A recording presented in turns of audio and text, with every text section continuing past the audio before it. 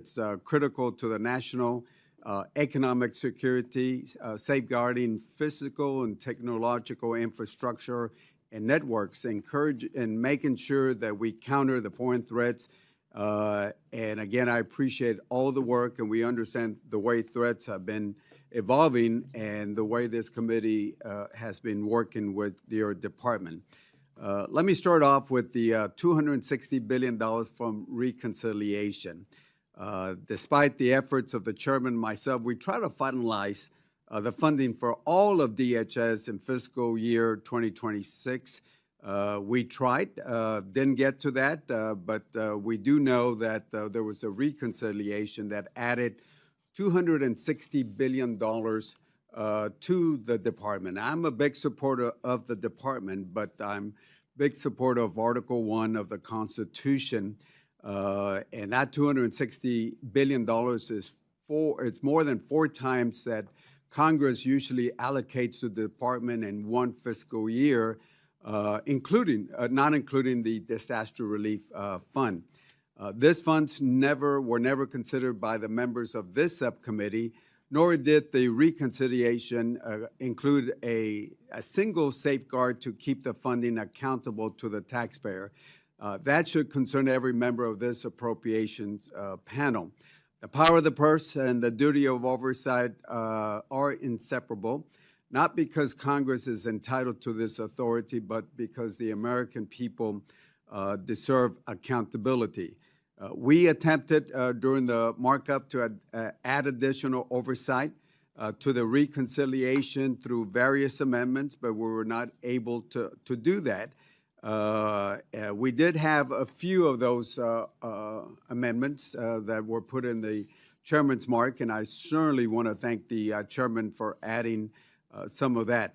A lot of the language that we were trying to add have been there for many, many, many years, but were lost when the Border Patrol and the ICE were removed from the FY26. And I'm a big supporter of ICE, of Border Patrol, but I want to see those safeguards. And they've been common sense measures like reporting deaths in federal custodies, minimum standards for detention contracts, partnership agreements, and certainly protections, as we talked yesterday about the Riverland in my district. I do want to say that I am thankful to the chairman because he did reserve some of those protections in the chairman's mark, and I certainly want to say thank you for that.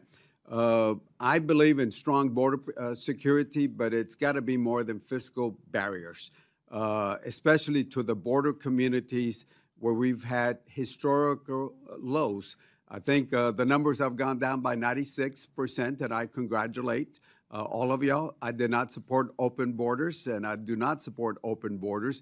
But again, we got to have the right measures at the border. And keep in mind, the numbers went down without a single foot of border wall being constructed, without a single foot of border wall constructed. In my opinion, it's something that I've advocated for many years.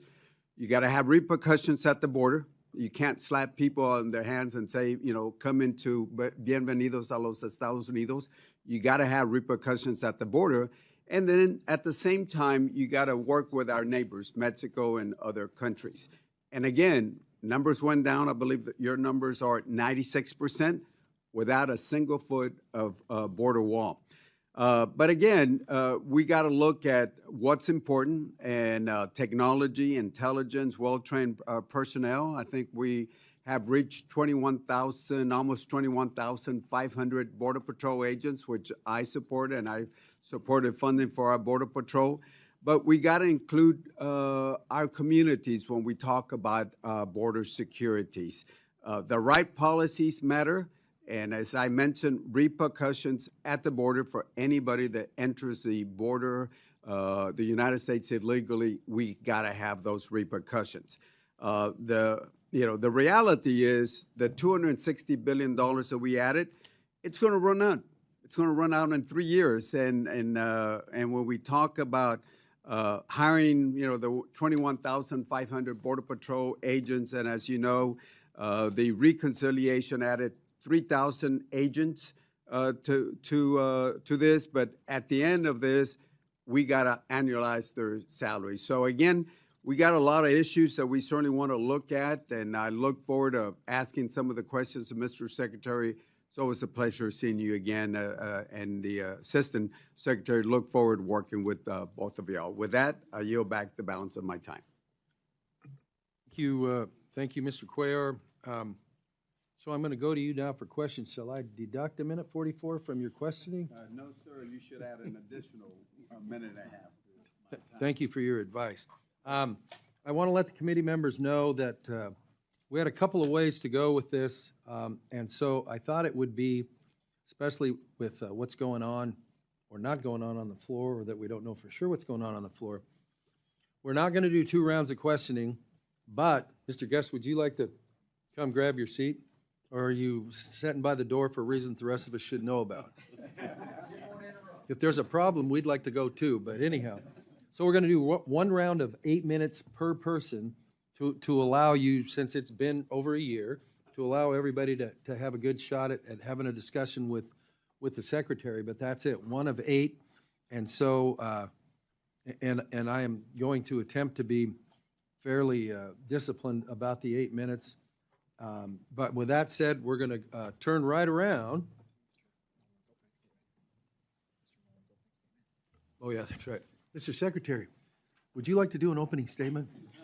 Well, for the sake of time, and I think you're pushing pretty quick to get in and out, I will do what you did and waive opening statement. I think the ranking member is going to ask me the questions that he talked about, so I'd be happy to address all those. I wrote them down here and discuss them, and I can discuss them through the open market or opening, or if it's part of your questions, I'll just defer to you when you ask the questions, because there's several of them here I want to address. As you can see, the Secretary's training as a member of the House of Representatives is still strong in his ethos. Well, I think it's part of the Senate that taught me best, but I'm kidding. Well, okay, those 8-minute questions. I was member first, that's right. So with that, we're going to start with questions. I don't see Ms. DeLauro here yet for her opening statement. So, Mr. Cuellar, the floor is yours for 8 minutes for questions of the Secretary. Thank you, sir. Again, on the oversight provisions that we've had, detention, all that we had. Look, right now we know, look, next year there might be a different chairman here, and we are certainly going to put it in the chairman's mark on this, but you voted on this, I assume, when you were in the House and the Senate, because we've had a lot of those provisions, standards in detentions, the protections that we talked about yesterday. We added under what I call the Trump 1 administration 6 protections: SpaceX, the chapel, and all of those protections that we have down there in the Valley. They've been there since Trump 1. We negotiated with under the Trump 1, the secretary that was there in your place, and we added those protections. But then when the reconciliation came in, some folks are saying, well, those dollars are outside Congress, so we're going to go ahead and do that. In the chairman's mark, the way I understand it, we did put language there in the chairman's mark saying that those areas will be protected. Texas has 1,200 miles of border, and we just want those 1 mile here, 1 mile here, 1 mile here be protected. And I'm hoping you can work with us dealing with those reconciliation dollars. Thank you, Ranking Member. The reconciliation dollars and appropriation dollars are by statute 2 separate funding and has 2 separate regulations. Same thing with detention centers and reporting language. We know the difference, and honestly, it's kind of a quagmire because we have to deal with so many different statutories. It would be easy if we just had one. Yeah. And just move forward. I would prefer that because it'd be an easier way for us to report, but bureaucracy gets in its way. We understand that. The wall, my number 1 job is to protect the homeland. And I'm telling you, Ranking Member, I love my job. I love that President Trump gave me this opportunity. I wake up every single day and I get to protect my yard just like I protect your backyard, people in California, people in New York, people in Oklahoma. I look at it all the same. It's part of homeland. And we strive every single day. My deputy, Troy Egger, who is truly invaluable to me, we talk on a daily basis on the best way to deliver this. Rodney Scott, the head of CBP, We're meeting almost daily on the wall. Our thing that we're seeing with the wall is the cartels are always changing, and they're a threat. There's not 1 inch of Mexico's northern border that isn't covered by a plaza. Plaza is cartels, 9 cartels that control it. And they have plaza centers, they call it plazas, that they have plaza bosses, and they're always looking for vulnerabilities to push human trafficking and drug trafficking across our border. And they're getting very good at it. They're even using UAS now. We just discovered our first tunnel in years because our wall is being effective. We are pushing them into what we consider choke points. So the more walls we put, the more we can focus on trafficked areas. And we take a hard look at this, and there's members on this committee that has called me about it, and there's committee and other people throughout the House and the Senate that when you call, I answer the phone. If we got to go out there and take a look at specific areas, we will do that. I've been on helos, traveling those borders. We've been in vehicles traveling those borders to see where are the most sensitive areas, because we want to be cognitive of the surrounding areas, but we also got to take in first and foremost the safety of the homeland. And those are always something that we take in consideration when we're looking for any type of corridor. Yes, sir. And I'm with you. I live there. I don't just go visit the border. Yes, sir. And I would love to have you go down to Laredo. And if you would allow me, we'll find a time to go We'll do visit. And Mexican food is pretty good down there. I agree, but I just found out that queso is maybe like an Oklahoma thing, white queso. Hey, we'll take any import Yeah. from that. But I'd love to have you down there if you make the time, and we'll invite the chairman down Sir, there. I'll do it. We can do it as a committee with the chair, however you want to do it. I'll absolutely do that. Yeah, and look, and let me just talk about a couple things on the border. And again, I'm with you on security on the border. Problem is the river goes this way. This is a border wall. What happens is, imagine if you were in Oklahoma, had property here, and they would take all this away. The middle of the river is actually the boundary. We're not going to put a fence in the middle of the river. We're not going to put it at the riverbanks because they will get washed off. The thing is, this is where they put the actual fence at.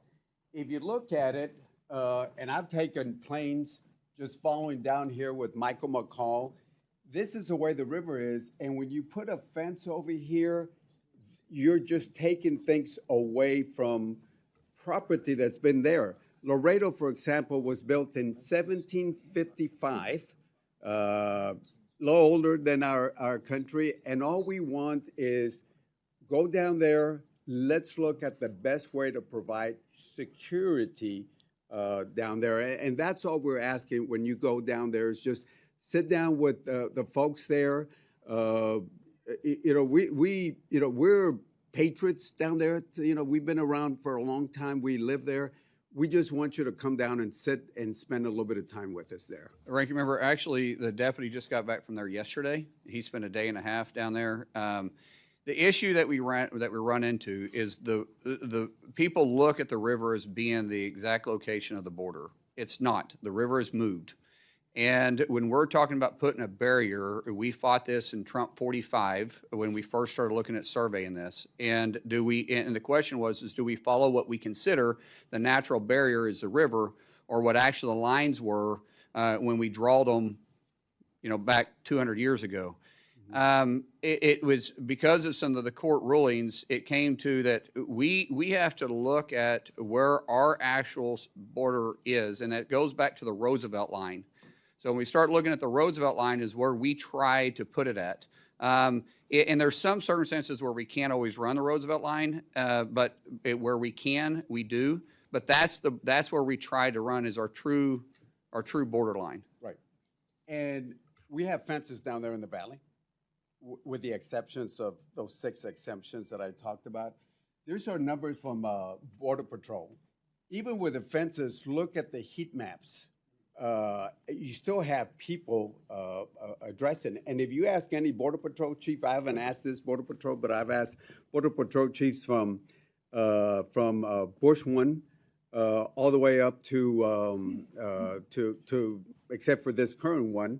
And I've asked them, how long does a border fence slow down somebody?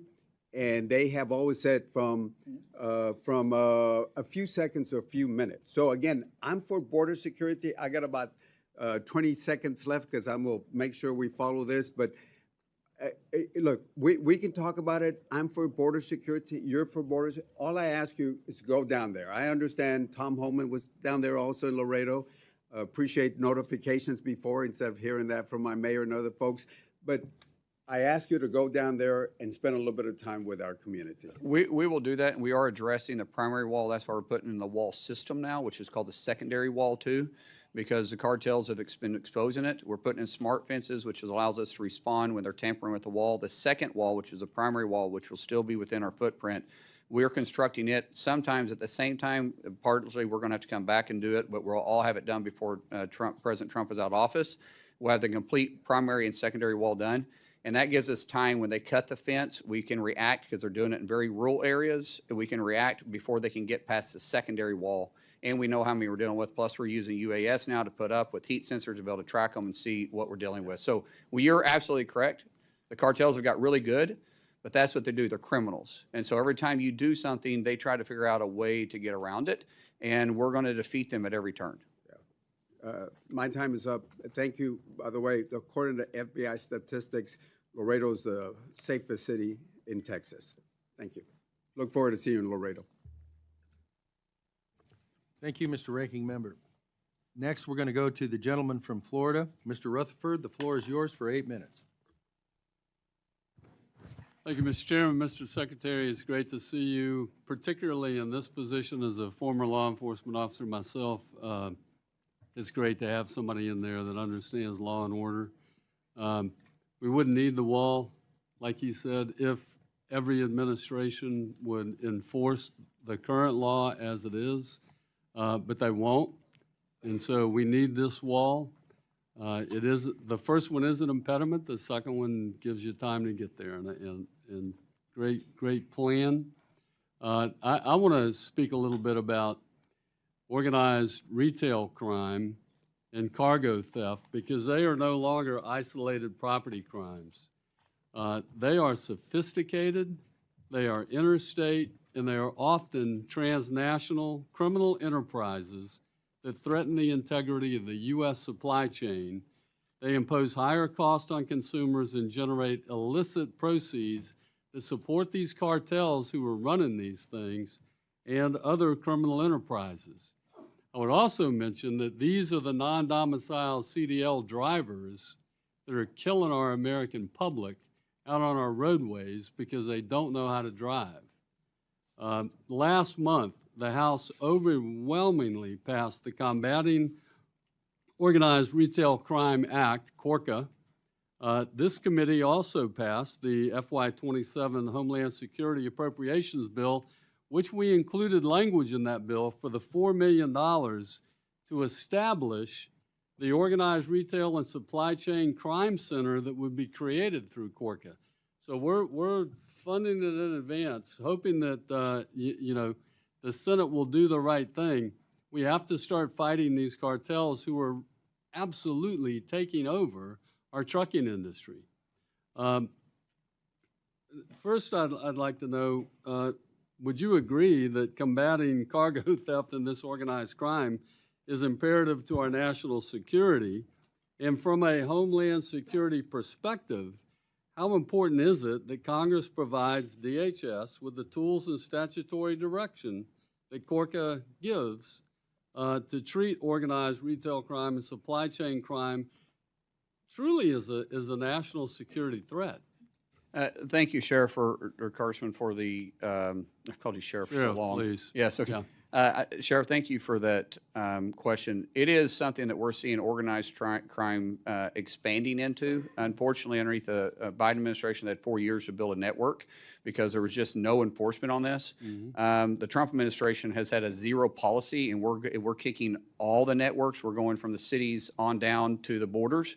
That's part of the president's enforcement and going by city because they do have networks there. And what we're seeing is cartels and other organizations that are, because of the drugs that we are having a strong effect on, because of the human trafficking that we have taken away from the borders, from them able to traffic humans and across, they're moving more towards the retail theft. There's been a kind of hands-off policy. We're seeing this really bad in sanctuary cities. We're seeing as CDLs, drivers, that they're not required to have the same amount of training or hours in a truck or months or years of service. They can just simply switch their DOT number out and move right on. And we're seeing that they're directly tied to it. And we're seeing CDLs come out where it just simply says no name.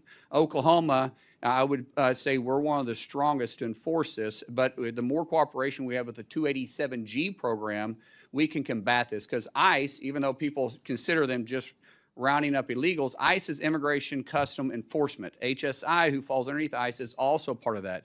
They combat human trafficking, retail theft all the time. For Congress to convey their interest in this, we have the authorities already to do it, but to convey it helps us get more cooperation from sanctuary states and sanctuary cities saying that this is different. Because when you have these sanctuary governors and sanctuary mayors that go out and say you cannot cooperate at all with ICE, right, what they're doing is at the same time saying you can't cooperate not just with immigration, but with other investigations that ICE does, which is much more than that. And so it really handcuffs us from being able to do it. So what we're doing is we're hitting all the red states, we're hitting the blue states that will cooperate with us, but we're just pushing them then into these high sanctuary cities, which is why you're seeing retail leave on a constant basis, which is not good for the economy. It's not good for anybody to do that. So the more you guys can help us and convey your interest, especially, this should be a bipartisan issue. This be something that no one is looking at this as a blue or red issue. This is across the state, because when we lose a pharmacy, or you lose a grocery store, or you lose a mom and pop shop, or you lose a jewelry store because they're getting robbed to death, literally, and no one's enforcing it, that's not good for anybody. That affects all your all's constituents. Almost said all of ours, but I guess they're all your guys' constituents now. And we just simply want to enforce laws. What we don't do at DHS is pick and choose which law to enforce. We enforce the laws that Congress passed. Right, and I think it's important that DHS and DOT, that we come together on this, because part of the enforcement, I can tell you, if you want to end this, let's start seizing some of those trucks instead of giving passing the cargo on, and when we stop these we have the drivers authority who are violating cabotage, let's start some seizures and forfeitures on these vehicles, and that'll stop. We actually have that authority through the 287G program, and when I go back to Oklahoma, even though we have 4.3 million people in the state, we have more arrests under the 287G program, and we've revoked and confiscated more illegal CDL drivers than any other state. The only one that has more arrests is Florida. Their population is quite different. Right. Oklahoma has stopped, revoked license, and arrested and confiscated vehicles more than any other state, because we have complete cooperation with the 287G program. I'm glad you brought up 287G, because that leads right into my next issue. Because when I was sheriff, I started a 287G program within my jail. I didn't know it was that old. Oh yeah. I'm kidding, sir. Thank you. But here's the thing: we've made significant investments in the program, and I want to say thank you. You all have done so much in expanding the 287G program across the country. I think there's now over 2,000 state and local agencies involved in the program. That's phenomenal. So can you talk a little bit about that and how important that is? I can tell you the former ICE chief who retired told me in the hearing, it's the best thing since sliced bread. And we can't get these darn sanctuary cities and states to participate in this program. And I like your idea, Mr. Secretary. We need to find a way to hold them accountable. Yeah, so the 287G has been super successful for us. One of the things that I want to kind of tie back to, because again, that's allowing us to have the partnerships with all the sheriff organizations. The Secretary has been very focused on recovering UACs. Children that made it across the border, 450,000. Through the Secretary's leadership and working with the White House, we've been able to use the 287G program. We've been using Big Beautiful Bill money to actually work and fund that basically helping the sheriff's department and going out and working with us to help us locate these kids. We've located over about, what is it, 108? Yeah. 147,000. 147,000. And again, it really thanks to you guys funding the big beautiful bill, being able to give us the money. And really with the partnerships with the sheriffs, this also helps build your local communities. This money goes directly to them. That helps them build up their facilities, their capital, their cars, all of that stuff. So thank you. Thank you very much. And, Mr. Chairman, I see my time is up, and I yield back. Thank you to the gentleman from Florida. You are now tied with the gentleman from Laredo for best timekeeping skills.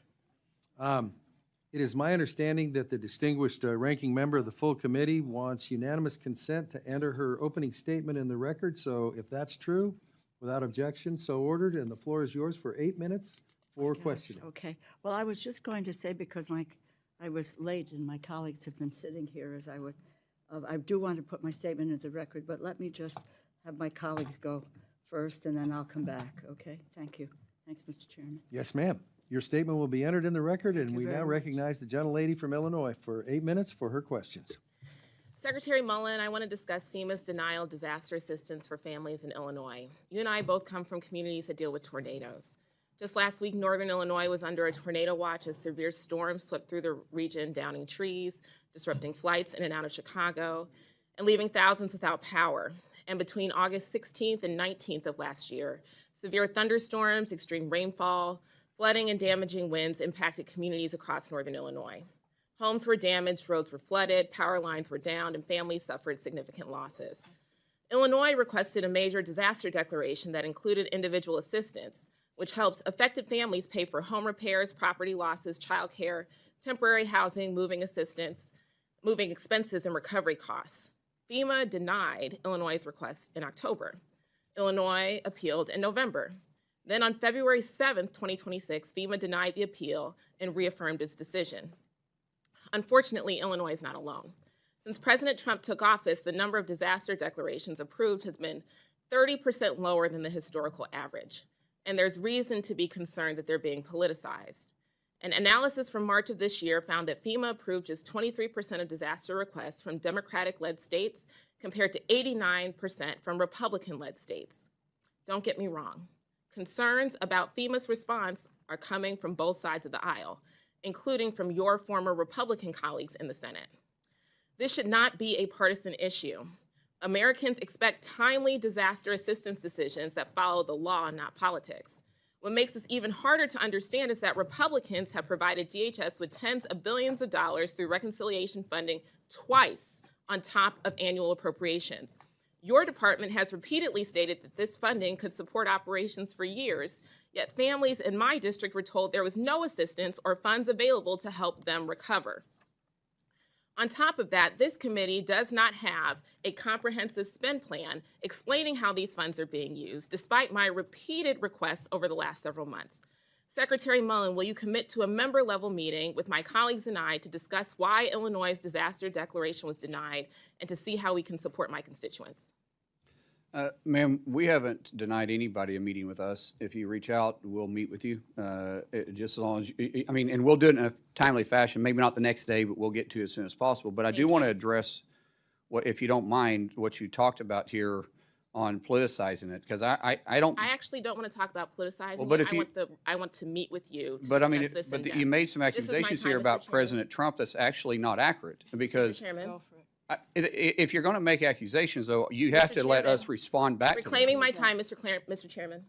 Okay, so you're lying about Mr. it then, Chairman, because you don't want to hear the truth. Mr. Chairman, this week President Trump's Mr. nominee. Secretary, the record will reflect that you have agreed to meet with the lady and her folks, and since I'm trying to keep people in 8 minutes, please proceed. Thank you.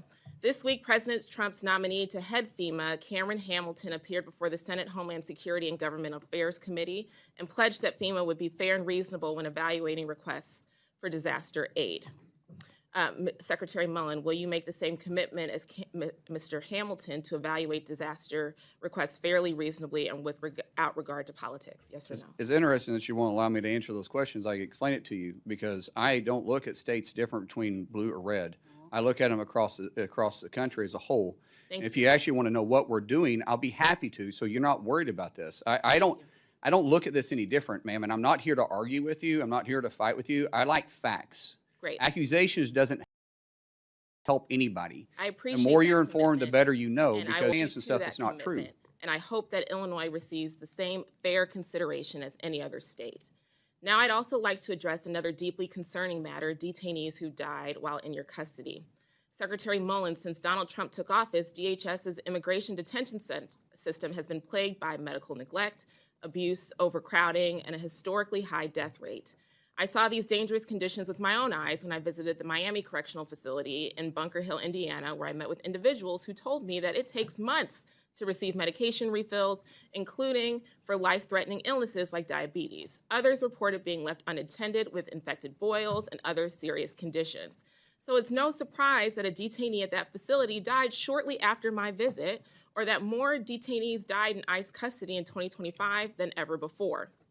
Secretary Mullin, does DHS have any official specific internal goals or policies to reduce deaths in custody?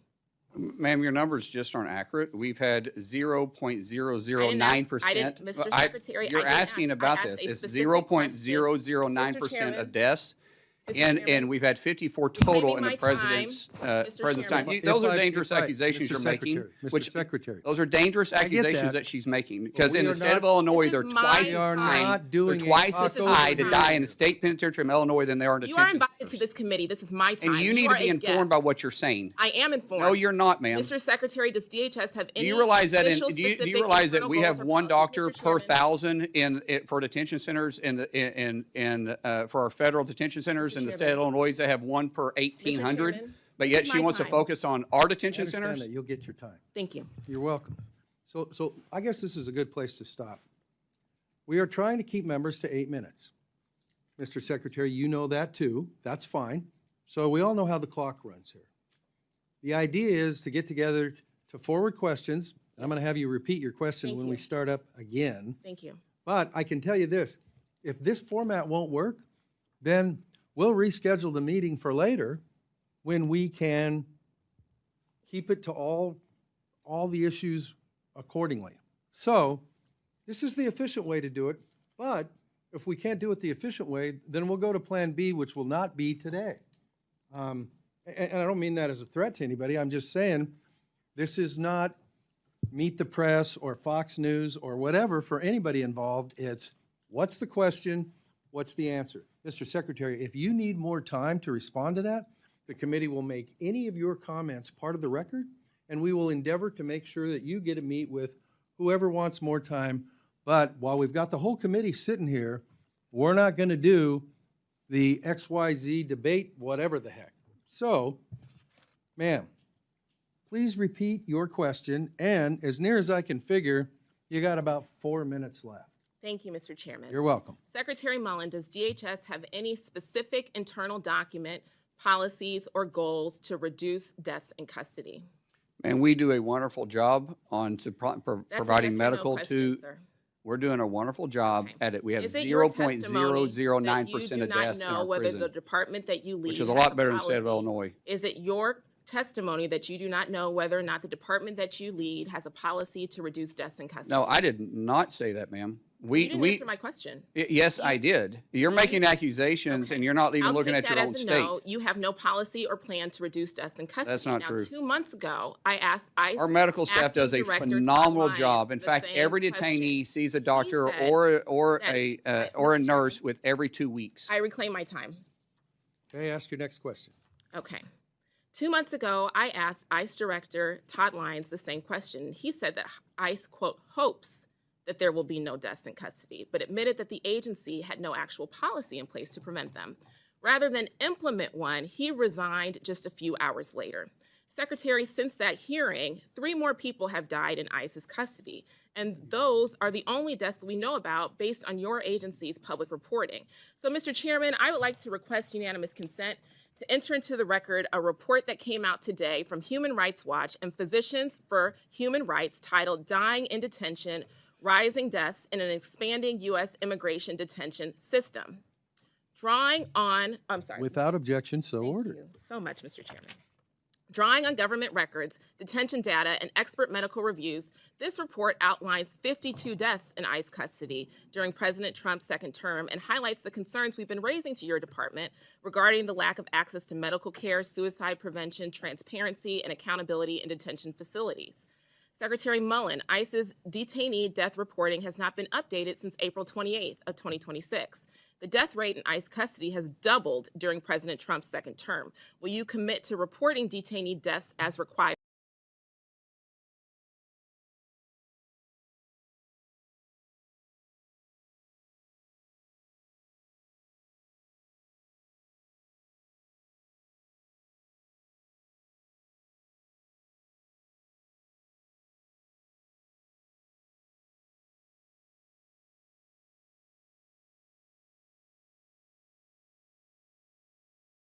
By law.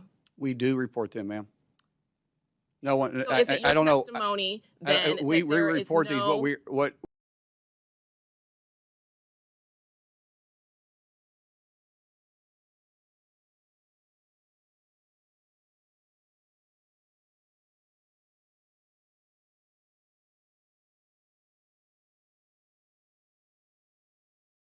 to complying with the required reporting ma'am, requirement? we were shut, Required reporting requirement. ma'am, we were shut. We just now reopened, so I don't know what reports Mr. you want us to Chairman, do I when don't you know want willing, what reports Mr. you want us to Chairman, do I when don't you know want what willing.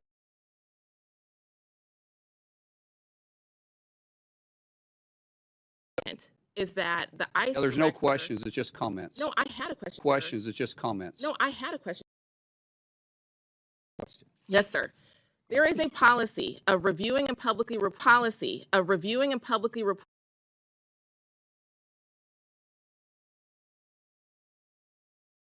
ability by releasing seriously ill people shortly before they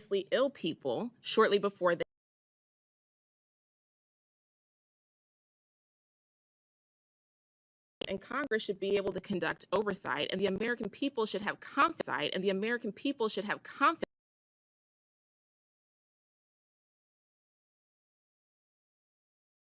There are laws and reporting requirements, and if this administration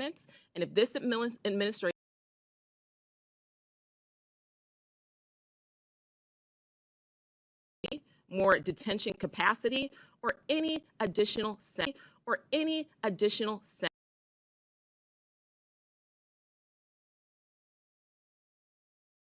And a couple of your predecessors on either side of the aisle, and I appreciate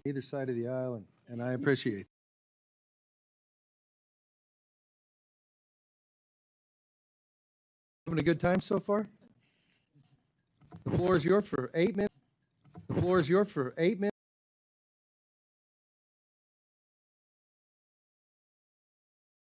And the subject is important. I appreciate this opportunity. To our secretary, Mr. Secretary, thank you for being with us. Saw you in Indianapolis.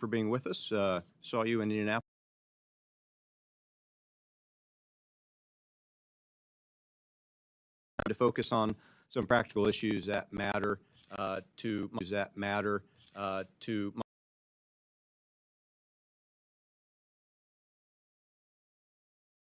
And so if I could start with roadway safety, Sheriff Rutherford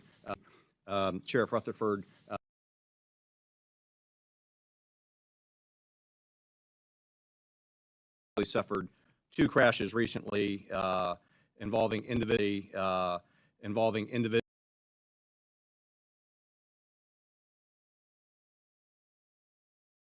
Expose a weakness in our federal verification system.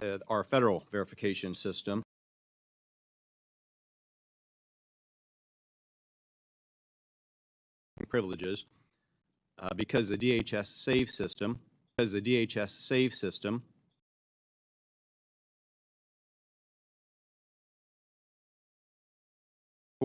it modernizes SAVE to make sure states have accurate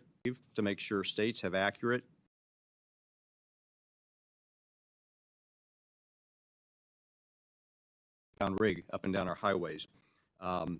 Who's your families? System is working, that the information is timely, and that and that the information is timely and that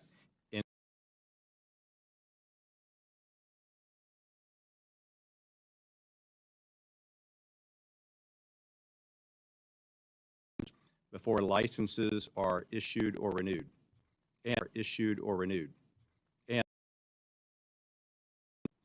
is DHS taking to ensure that CDLs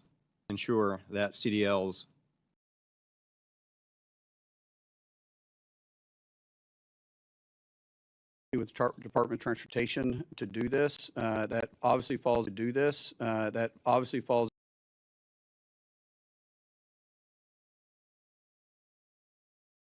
road enforcement. We work hand in hand with the Department of Transportation.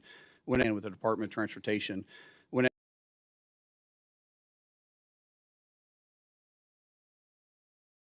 set for federal, not state CDLs, but federal.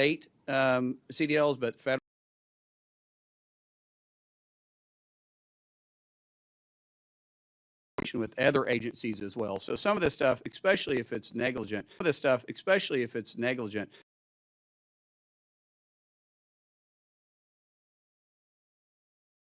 CDLs that are issued for international or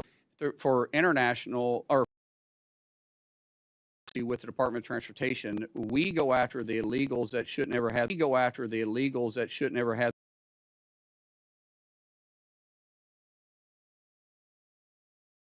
Was that she wouldn't. So I can point out some of the hypocrisy between the federal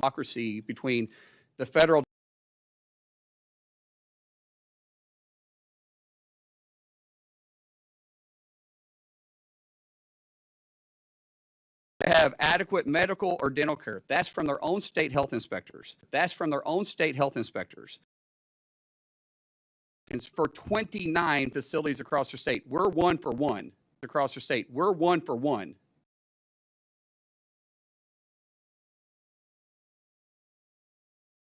60% of their nursing positions are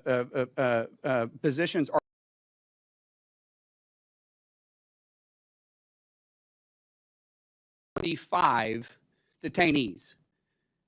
We have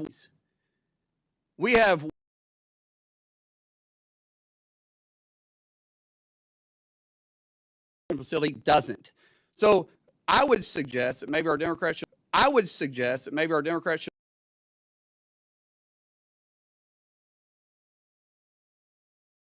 get them off our streets because one death at the hand of an illegal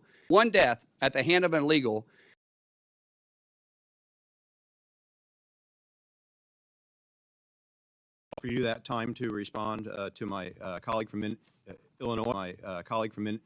Illinois.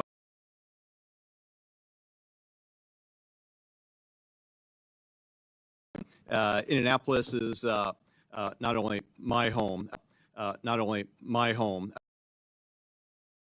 air hub, and the subject of foreign trade zones matters much.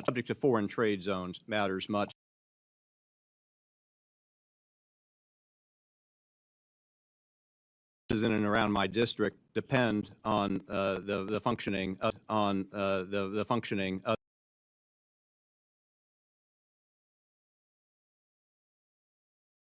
through duty restrictions, lower processing fees, reduce costs, helping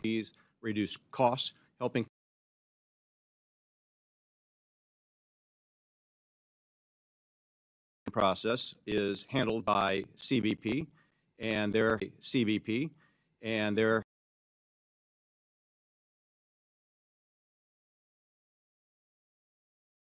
I appreciate the work our officers are doing under difficult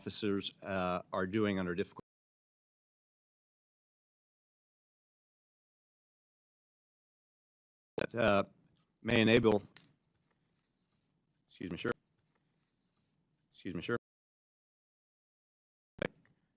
commercial environment improvements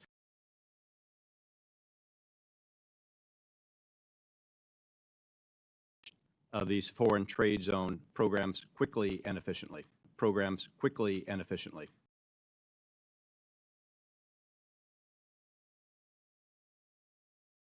Allow some of the radical that serves in our chambers to pull that serves in our chambers to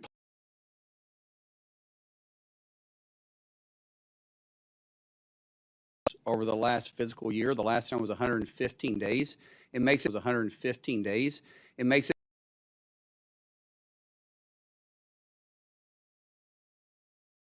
very difficult. Having consistent funding, we had the men and women and funding, we had the men and women and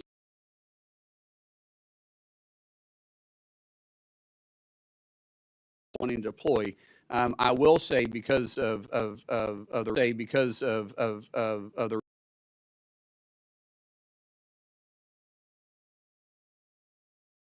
have new technology to keep these trade zones operate and keep our economy moving forward,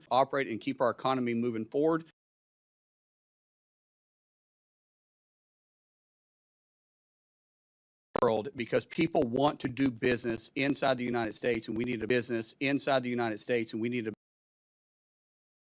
I appreciate the Secretary's commitment.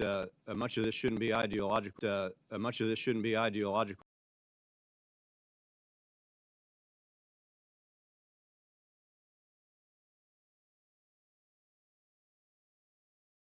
From the Hoosier State, thank you for winning the Timekeeper Award.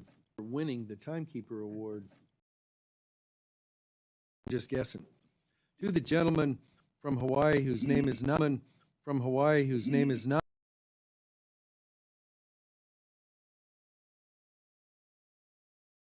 I see that your time has expired.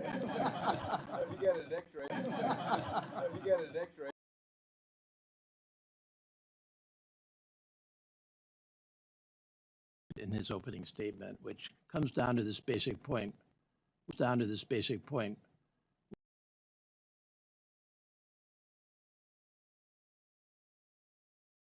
$62 billion in FY 2025. Had the exclusion of ICE and GBP at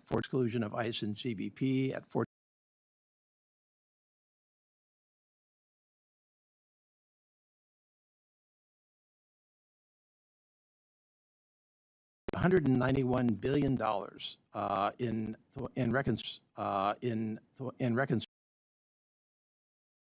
for a total of $261 billion. Now, granted, that's spread out over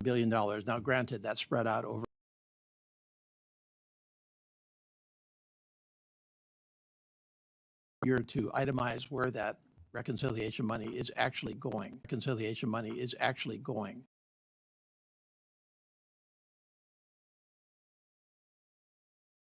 To understand what information the department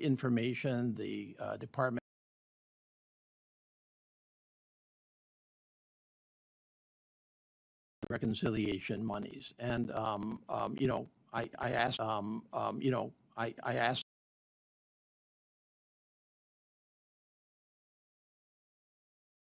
$70 billion as well, which is more recent, granted, but we still need that information.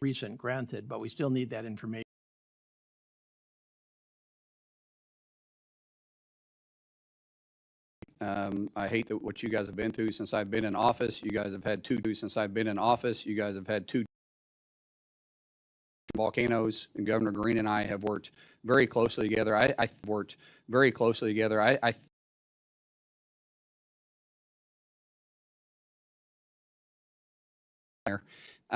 it's interesting because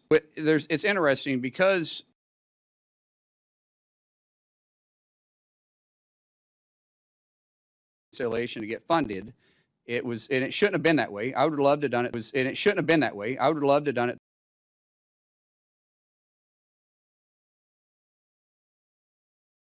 There was politics that's played with it, because there's no excuse for not funding ICE and CBP.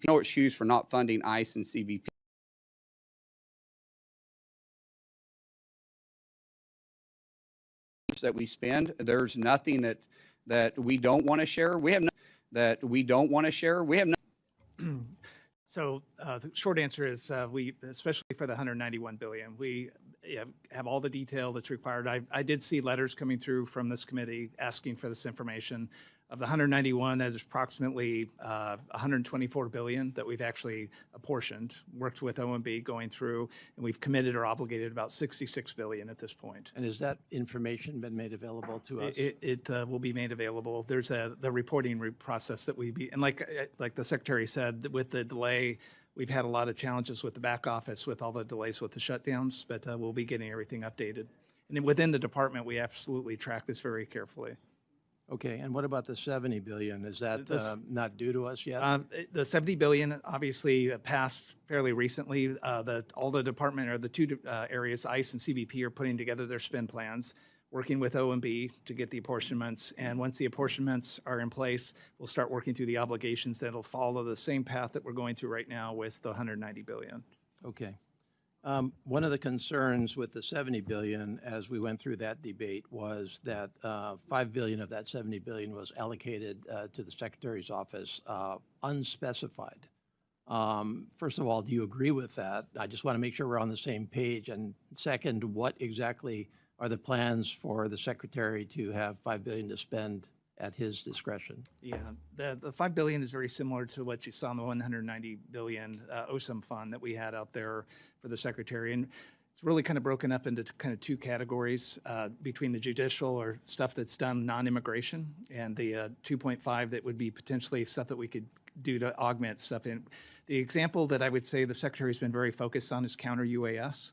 So this type of money outside of a program of record allows the Secretary the flexibility to whether, where we're only spending $40 to $60 million a year, he can go all in, set up a task force and put in, up to probably 500 to 600 million at his discretion. And we're also doing 3.5 billion is going to ice cutters. We had one ice cutter. President Trump's initiative is get us up to actually get to 50, but we're doing 11. We're buying some of that through Section 90007, which is the Secretary's fund, replenishing some of it with the 5 billion out of this reconciliation 2.0. This is also the way we're able to keep CBP and ICE operating during the 115-day shutdown. And then the counter UAS, we're vulnerable, extremely vulnerable, and it was it was made more apparent during our preparation for FIFA. So for the first time in history, we have all 11 stadiums covered with counter UAS. That's never happened before. In fact, none of these stadiums even had counter UAS. So this funding, because there's no line item for counter UAS in our budget, we were able to use this funding, which is a lot because we got to work with local partners and we also got to reimburse certain agencies too. So this gives us the ability to flex when we need to because of the new threats that are facing the homeland every single day that isn't always line item. Okay, thank you. I think we all want the information on how you're spending that money very transparently. I appreciate your comment on transparency.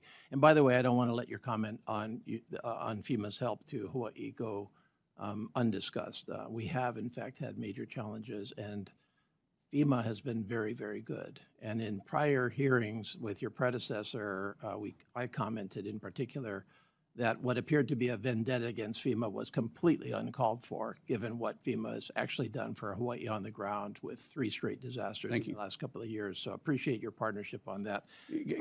Governor Green has been very helpful in this because the way he reports to us when some governors don't, his accountability, what he says, what he gets reports in on a timely manner, the way he communicates is the key to getting this done. I'm texting him as we speak to say that you're saying nice things about him. So don't say it. Don't publish it. I hope that doesn't on. Yeah, well, this is published. My time is about to expire, and I'm not going to incur Mr. Cuellar's wrath. And so I'm going to list some questions for rhetorical purposes. Why does the Coast Guard need $2 billion more in the supplemental, which was submitted yesterday, number one? Will you reverse course on the cuts to CISA, which I think are penny wise and pound foolish?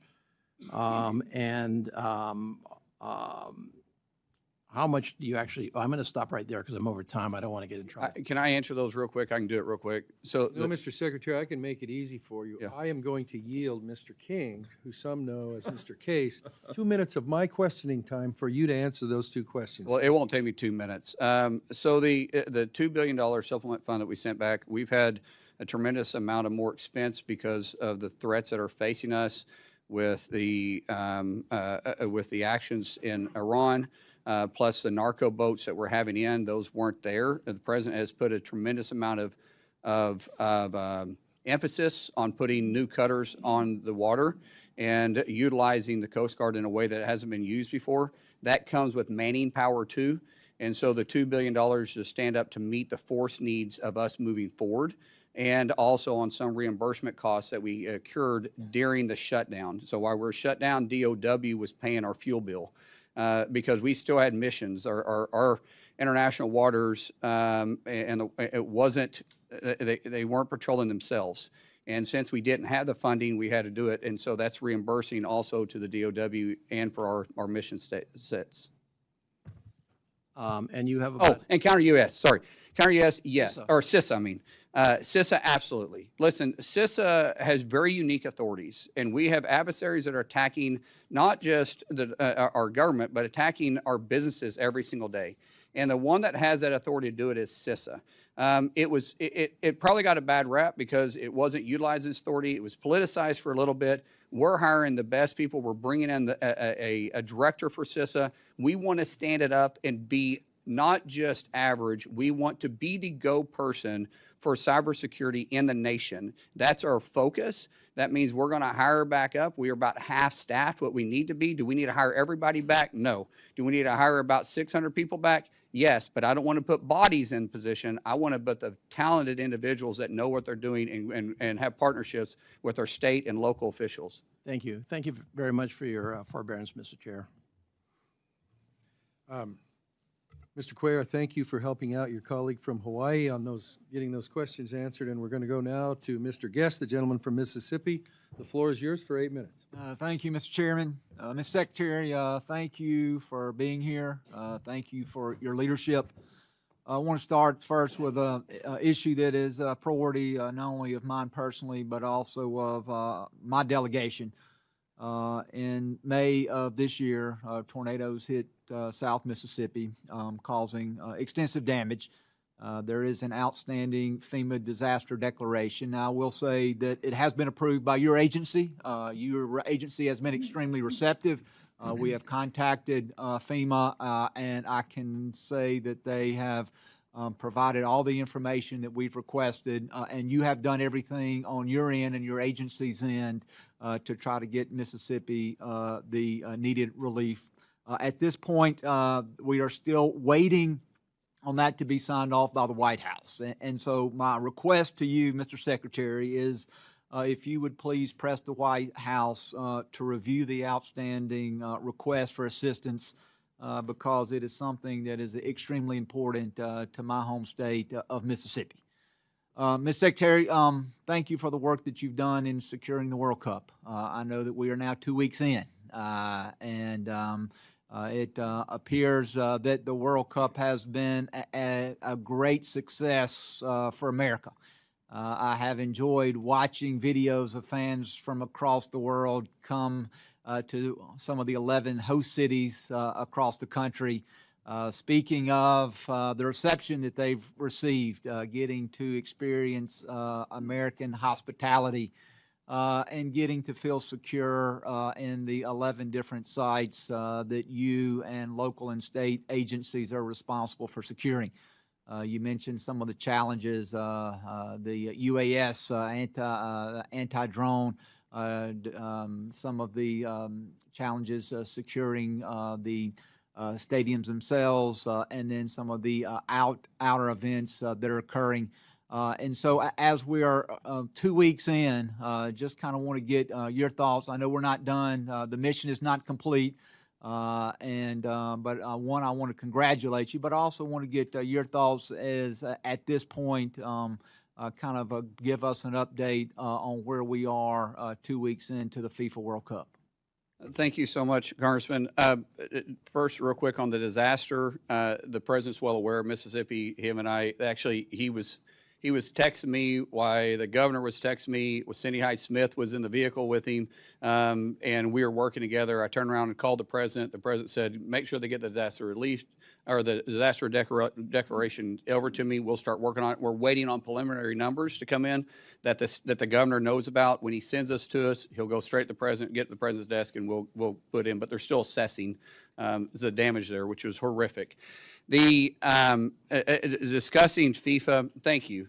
DHS has done a phenomenal job, and keep in mind, we're shut down through the majority of this, trying to stand this up. We have 78 Super Bowls in 11 cities in 38 days. Plus, we're assisting 13 games in Monterrey, Mexico, and Mexico City.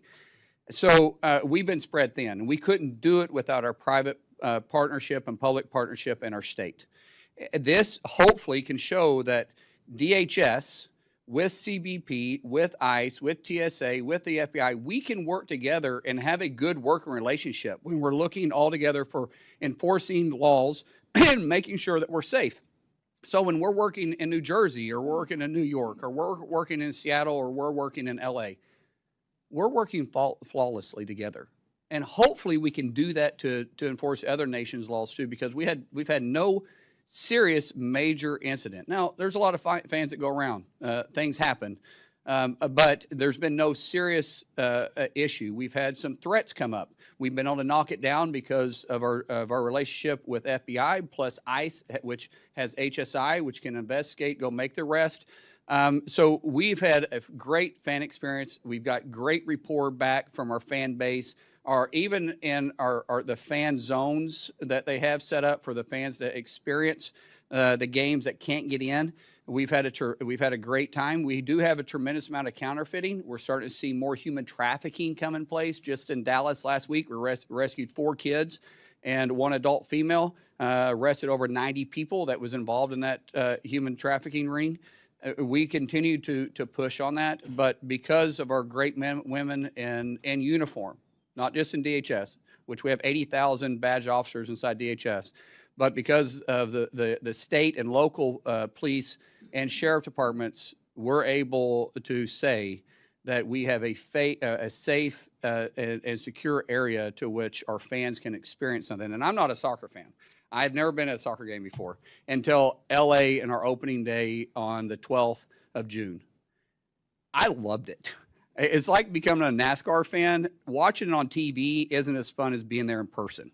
And being there in person was something to experience. And so now I find myself watching it all the time in evenings. I'm even going back through and speeding through games, and it's pretty exciting. Well, thank you, and again, the men and women that serve with you and our state and local partners for the great job that you're doing. Congressman, can I use your 30 seconds, 15 seconds of your time real quick? There's been 2 things brought up about deaths inside of detention centers across the United States, right? Across all the detention centers in the United States, there's been 54 deaths, 54, which is one too many. I get it. We don't want any deaths, but it's 0.0009%. In the state of Illinois only in the last 12 months, and their 29 facilities, 170 deaths. I just want to again point out the hypocrisy from those that are against our detention centers, which aren't even paying attention to their own backyard in the facilities. And by the way, these numbers aren't unusual to state penitentiaries across these blue states. And thank you for the job that you do of providing quality health care to those people that are in detention under your watch. Want to switch and talk briefly about the border. I know Representative Cuellar talked a little bit about the importance. Again, thank you for the incredible job that you and your agency have done. The border is as secure as we've seen in our lifetime. We know that on the budget reconciliation bill that there was money for technology, not only wall construction, but technology. I am a huge fan of the autonomous towers that are there placed along the border. I believe that they serve as a force multiplier, that they allow agents to then perform other missions until they are notified of suspected breaches there along the border. I know that there was a first tranche of money that came out. There's scheduled to be a second awarding or second tranche of money for border security technology.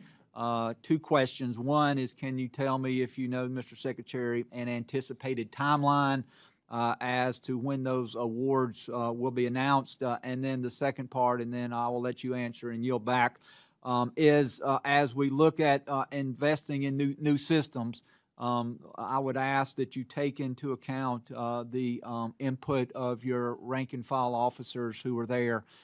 Too many times it seems like that systems have been purchased, not just within DHS, but across the government, that don't necessarily advance the overall mission of the agency.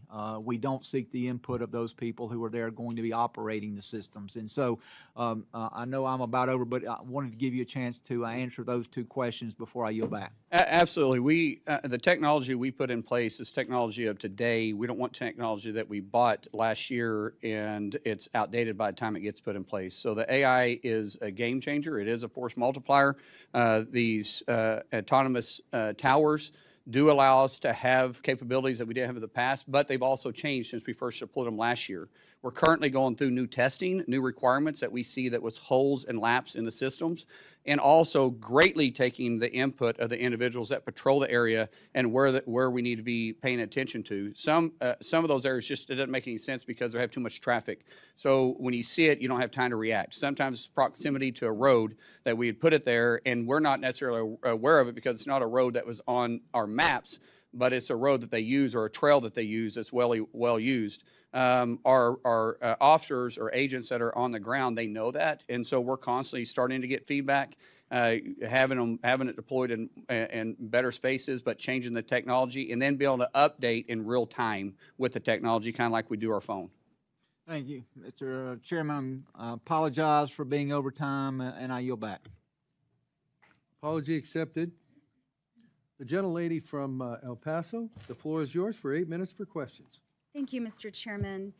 Mr. Secretary, Mr. Deputy Secretary, welcome. I am going to begin with the positive. First and foremost, thank you so much for the time you made for me and my team recently. It was a really great meeting, and I so appreciated your openness to hearing me out and hearing out the concerns that I brought to you. I also want to thank you because ICE Acting Director David Venturella came to El Paso and he exhibited the same openness. This is quite a turnaround from your predecessor and his predecessor, who I could not secure a meeting with, could not get an audience with, and it was incredibly frustrating. So I want to thank you for that. I also want to thank you. GSA just announced this week that the top 3 bidders for the Bridge of the Americas modernization project have been selected. And as you know, my community has gone through a multi-year process around the modernization efforts. The vast majority of El Pasoans who participated in the process said, let's remove commercial traffic from the center of our city and let's move it to our other ports of entry that have capacity, and you've upheld that decision that had heavy input from CBP and the community. So it's great to see the progress, and I want to thank you for your support of that as well. There's a couple of issues I do want to raise with you here during my time, local issues. The first, and I had extensive conversations with Mr. Venturella about Camp East, Montana. And many of the concerns that I had expressed to the private contractor have emerged in a GAO report. And it has been a very frustrating several months. I know we have a new contractor, for which I'm delighted, but so much of what I had sounded the alarm about really fell on deaf ears. And when I sound the alarm about issues that I'm seeing in my oversight visits, it's not to play gotcha, it's not to one-up anyone, it's to uphold the standards that I know we all agree should be upheld. And so I think it's really important that especially members who are sounding the alarm when there's a private contractor, that private contractor be held accountable by all of us. I'll give you a very quick example because I don't want to use too much of my time, but the medical as an example. And that medical contractor is still on site, by the way, at Camp East, Montana.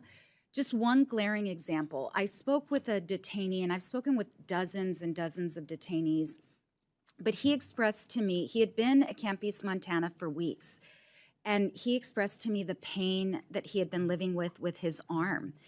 And I asked him what happened. Well, his arm had been broken during an arrest in Minneapolis, and he had been complaining for weeks to the medical about the arm. He had a brace. He took off the brace. I could see like a letter S. His bone was so broken, and medical had only given him aspirin. And so these are the things that I'm sounding the alarm about, that I will continue to share with you, because I know we want to hold these contractors to federal standards. So I wanted to share that with you. When Acting ICE Director Ventrella was in El Paso, we had a roundtable to talk about the 3 warehouses that were purchased by your predecessor in Socorro, Texas, which is in my district. Whoever preceded you that chose those 3 warehouses chose the worst possible location. Mr. Ventrella heard from the mayor and from the water district and from the emergency services district. Socorro is actually a very small municipality, and they struggle with water, wastewater, pump stations. Their emergency services district only budgets for their population. And Mr. Ventrella heard from our folks. The emergency services district chief told him, I'm going to have to double my staffing if you all proceed to put human beings instead of pecans, because those warehouses were slated for pecan storage. I'm going to have to double my personnel. I'm going to struggle with that. I'm going to have to buy another fire truck. The water district shared with Mr. Ventrella just how challenging it has been to get water and wastewater to existing residents. And I'm not going to go into excruciating detail, but I want to flag for you, whoever made the decision to buy those warehouses, which I know was before your time, picked the worst possible place with the least amount of infrastructure, and it truly is not feasible to convert those warehouses into spaces that will hold human beings, whether for training or staffing or detention. So I feel very obligated to share with you, to sound this alarm, that it would take years to prepare those facilities, but it would also take probably multiple millions of dollars on top of the overpayment to purchase those warehouses. So, I'd ask for you to please take a closer look. Now that Mr. Ventrella has been there, hopefully he has a more kind of on-the-ground perspective about that. We are evaluating all 11 that was purchased. There's some that just, quite frankly, probably won't work. I believe there's at least one in that area that probably just won't work. We do have issues with detention centers, just not enough bed space. So there's some that we're trying to make work, but there was some due diligence that maybe wasn't actually checked off. And so, man, what you're saying is not wrong. We're going through and reevaluating every one of them to be the best possible outcome for our mission inside of DHS. Thank you, Mr. Secretary. Something else I wanted to flag for you, and this was in the GAO report about the use of WEXMAC, the procurement tool for DOD that has been used for some of the private companies that have been hired for the private detention. WEXMAC was used. We're not using it anymore, just like. Oh, great. Yes. Okay, that's fantastic. Thank you. That is fantastic news. Okay, let me move on to a couple of other points before I run out of time. The ranking member mentioned sensitive spots along the border where we previously thought the wall would not be constructed. And I want to flag for you two that are of particular importance to my district. One is Mount Cristo Rey, which is actually in my neighboring colleague's district, Representative Gabe Vasquez, property owned by the Catholic Church. The decision to take the diocese to court to acquire some of that land has really caused incredible distress in the community. So I wanted to flag that for you, maybe for a future conversation. The other area, and this is way outside of my district, but a place near and dear to my heart and to my constituents' heart, Big Bend. And Big Bend, we have seen really a coalition of law enforcement, private property owners, ranchers, nature lovers come together to want to preserve and protect Big Bend. Big Bend, we only have like 2 miles now that we're going to put a physical barrier in. The rest of it will be smart fence, so there won't be a constant barrier across there. We're having to do it in the high traffic areas. We do study the high traffic areas, and so we've got that problem resolved. As far as the site which you're discussing, we have already worked on this. We have a gate that's going to be available for those that are trying to come in from Mexico side to be able to make the pillage to the site. The site itself will not be disrupted where the wall is going to be at. I forget how far off, but it's quite a ways off from where the wall is actually being constructed. I don't have the exact footage, but it's not close. I mean, you're going to be able to see it, but it's not going to be close. But we're working with that sensitive area the best we can. But we can't leave it open because it is a high traffic area. It is a visited site. So we do have to control the flow coming in and out so there's not criminal activity taking place at the same time. But we've worked closely with the senators in the area. We have been out there, visited the site, and it was one of the first areas that we had to work through other than Big Bend to come up with a second solution for it. Thank you. It's not perfect, but it is manageable. I would like to connect with your team just to get more specifics. Absolutely. If you don't mind. Absolutely. And Reach I know out to I'm us. way over time. I have other questions, but we will follow up. Thank you, Mr. Secretary. Thank you, Mr. Chairman. Yes, ma'am. Gentleman from Arizona, Mr. Siscomani, the floor is yours for 8 minutes. Thank you, Mr. Chairman, and thank you, Secretary, for being here. Both you and Deputy Secretary. I haven't seen you in the workout for a while. I was hoping you weren't going to bring that up today. It shows too, by the way. It shows. Okay, I will take that as a compliment. I'll tell. This is Mr. Siscomani, you now have 16 minutes to pick up. Yes, I will happily take those 16 minutes and go home and cry afterwards. But thank you, Mr. Secretary, for being here, and thank you for the workouts that I've apparently been skipping.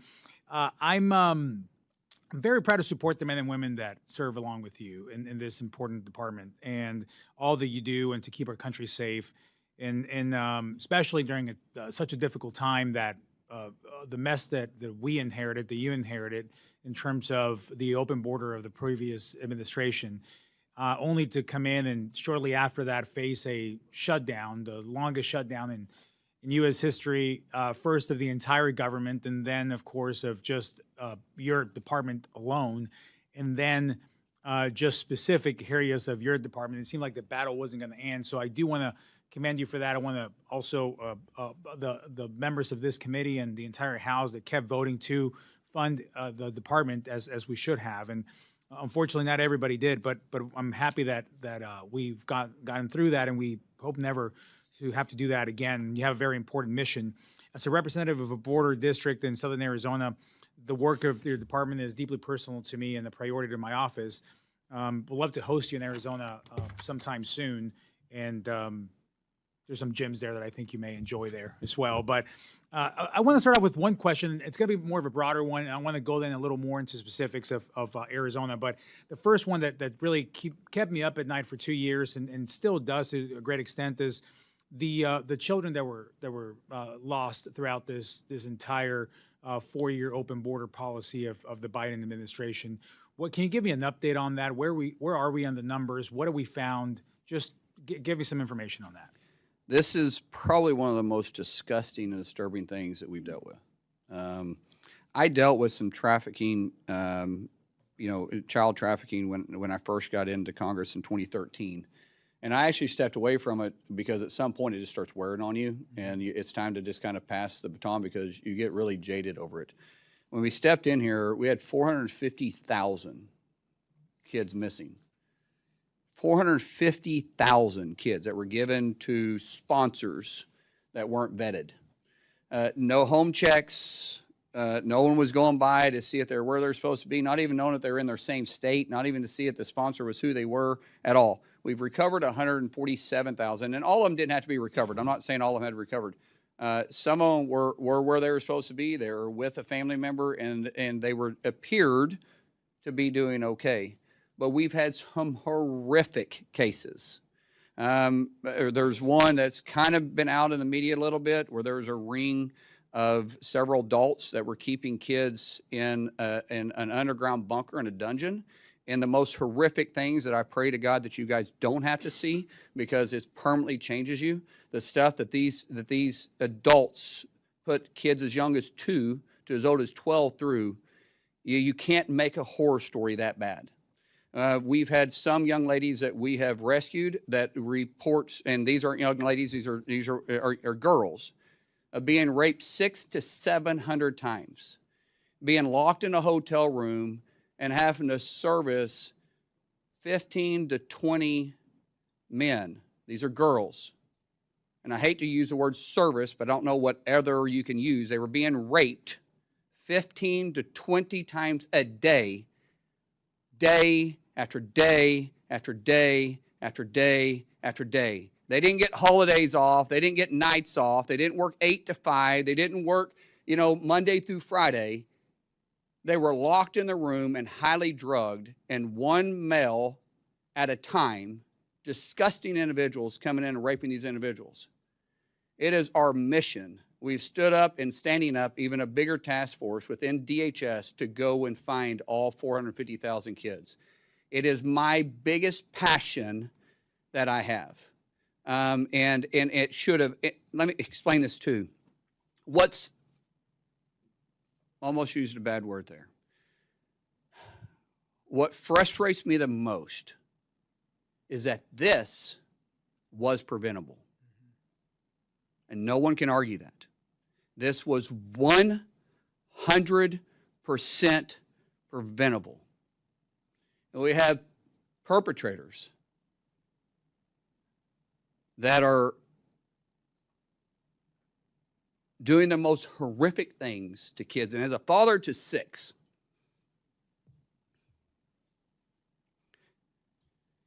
and 3 beautiful girls, when you see this, there's evil in the world. There's evil in the world. And we fed it. The Biden administration fed it for 4 years and took the innocent that's in my little girl's eyes, the innocence that's in our kids' eyes, that we pray to God never has to deal with this. That innocent is permanently stolen. And we're trying to just restore some type of comfort to these young girls. But let me explain to you, young boys too. Unfortunately, we're seeing a rise of young boys being trafficked. And it disturbs you. Well, I go back to my point. Clearly, you're passionate about this, and I understand why. I'm a dad of 6 as well, 3 boys, 3 girls, so I know exactly where you're coming from on that. And I can only imagine what you've actually seen. You can't unsee that. And obviously the biggest victims here are those kids and those little girls and even older girls being trafficked and being. Our punishments for these individuals isn't enough. That's I want to keep talking about that and what the punishment will be and has been for those people. And there's a lot more to discuss there. And you're right, it was completely preventable. And for 4 years, we screamed off the top of our lungs about this, and this was the leading issue to fight against, and still is. So thank you for your passion on that. I have a follow-up question here real quick on the DeConcini Port of Entry, which is in Arizona in the Nogales area. This is a highly trafficked port of entry, where I want to thank you and the Commissioner Frost for your response in my letter earlier this year and your commitment to working with GSA to prioritize this. If you have any idea of a timeline, I would love to hear that. And as I close in my last 30 seconds here, and we can talk about this timeline, and if I can just get a written response from you guys and what we're looking at. Let me just close with this in my last 30 seconds. I'm a naturalized citizen, This year actually marks my 20th anniversary as a U.S. citizen. I became a citizen in 2006. So I know the process well firsthand. I know that because I was elected to Congress 16 years after becoming a citizen of this nation. No other country in the world would ever give me that opportunity. No other country in the world would ever give any of us that opportunity. And it's great to hear some of the perspectives of foreigners coming into the World Cup and seeing what we're all about. They especially get excited about the free refills, which is, I think it excites a lot of people here. But the American dream is alive. It's alive because it's been kept alive, first of all, for our veterans, but also for the men and women that keep us safe. In the process to immigrate, the process to become a citizen in U.S. CIS and what they go through, it's an overload of work. I know it well, again, because we went through the process. So while becoming a citizen is an incredible privilege and it should never be taken for granted, I valued every time, and whatever work my parents and myself had to do to become citizens, we'll do it 10 times over to do it again, because this is the best nation in the world, and I'd rather be here than anywhere else. So in terms of the efficiency, can you talk a little bit about, as you close, what your agency needs from this subcommittee in order to make the improvements necessary for the process of people immigrating here legally and becoming citizens? We are improving the bureaucracy and the redundancy in the system, but there is, as you said, there is a way to become legal. If you choose not to do that, you're making a conscious decision, and I can't help you on that situation. If you don't want to become a legal citizen, there's a way to be in this country legally, but you have to follow the laws that Congress passed and that we enforce. I don't pick and choose, I enforce. But there is a right way to stay in this country, and there's a right way to become a citizen in this country, and you can't go around that. There is more that we need. We've been working for immigration reform in this body. Really, the last time it was done, it was in 1959. Why was the last time it was done in 1959? Because we make politics out of it. It's the right, it's the left. It's the Democrats, Republicans. One party is in charge and the other party doesn't want to help, and the other party is in charge, the other party doesn't want to help, and there's no common ground, but yet we always talk about them. I'm out of that game now. I just simply enforce it. But then we start playing games with which laws you want me to enforce and which laws you don't want me to enforce. If you don't want me to enforce the laws, then pass a law to say that that law can't be enforced. That's fine. Until then, I'm going to enforce the laws. Thank you, sir. And see you in Arizona soon. Yes, we will make that. We'll make that happen. We'll put it on the list. Thank you, sir. Thank you, Mr. Chairman. Now you're back. Thank you. We're going to have a committee remedial timekeeping class next week sometime for certain members of the committee. Sir, it's called a gavel. Well, actually, that's interesting talk coming from a guy from the Senate who hasn't done an appropriations bill since Christ was a corporal. I had that one coming, sir. Madam Ranking Member, the floor is yours. We'll pay no attention to the remediation session, Mr. Chairman. I do appreciate, Mr. Secretary, your concern about the lost children, but I also want to remind people that let's not forget what was a Trump administration policy initiated by Stephen Miller, which was to let us separate children from their families at the border, because this would be a way to curtail or to stop immigration, separating children from their families, how to hurt them the most. I asked and had a phone conversation with Secretary Azar at the time. I know I was in my living room with my 2-year-old grandson on my lap trying to have this conversation, and I asked him if there was a way in which he had a list of how you could reunite children with their families. And he assured me that we did. You know, when you take your clothes to the cleaners, they give you a tag, and you then go back and you retrieve your clothes. When you get luggage, you go and get your luggage is returned. Well, I wish the Biden administration would have done that. Let me just say this to you, sir. Again, it is my time. 3,900 children were separated from their families. 450,000 kids were lost during the Biden administration. Mr. Secretary, you didn't say a word Mr. about Secretary, do not interrupt. Don't you point your finger at me. Don't I be a will hypocrite. point my finger Don't you at be a hypocrite you. then. Then you be a threat. You should be as upset about the 450,000 kids that were lost. You didn't say a word about it. For 4 years, you never said a word. Mr. Secretary. Could you put him in his place for Don't yell at You me. should I'm be the put in good your guy. place. Mr. Secretary, If you would like 4 minutes for a closing statement when everybody's done, I'll give you that. But while members are on their 8 minutes, I need them to have their 8 I minutes. Mr. started Chairman, my I comments. appreciate that. My issue is that they say this for sound bites, and I'm not going to let them say What something did like you that do that's not just true. recently for sound bites? I sympathize with the 400,000. We are going to have something resembling order here. The time is the ranking members. If you would like to respond later on, there are methods to do that, but it's not a who can talk louder into the mic. It's not. So, you are recognized. Thank you very much. I will not let her Mr. sit there Chairman. and lie and accuse something this ridiculous. You Well, know- this is the legislative branch, and it's my hearing, and so I'm going to try to some extent to control it moderately. And do Thank you. not accuse me of lying. Do not. Then don't. I do not.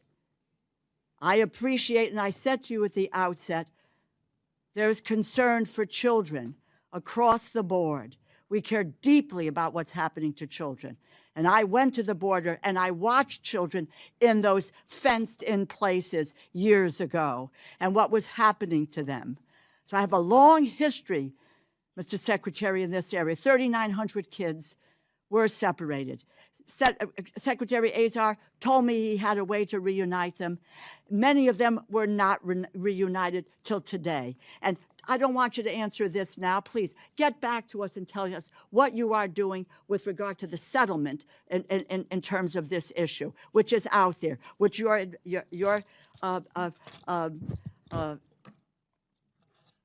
department needs to come close to. I'll make a statement to you again, but this is fact from the bill, Mr. Chairman. The bill that the Republicans have proposed for funding the Department of Homeland Security cuts cybersecurity budget by more than $250 million. It cuts the TSA by nearly $350 million.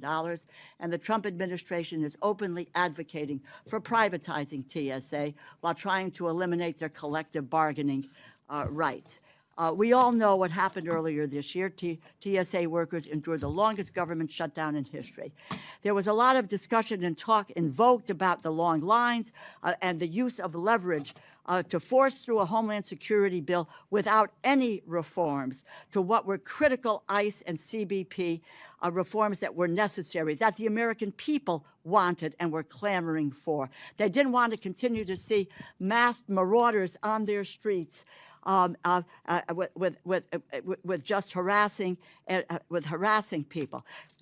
Congress eventually passed my legislation that paid TSA workers, funded FEMA, CISA, Secret Service, and the Coast Guard.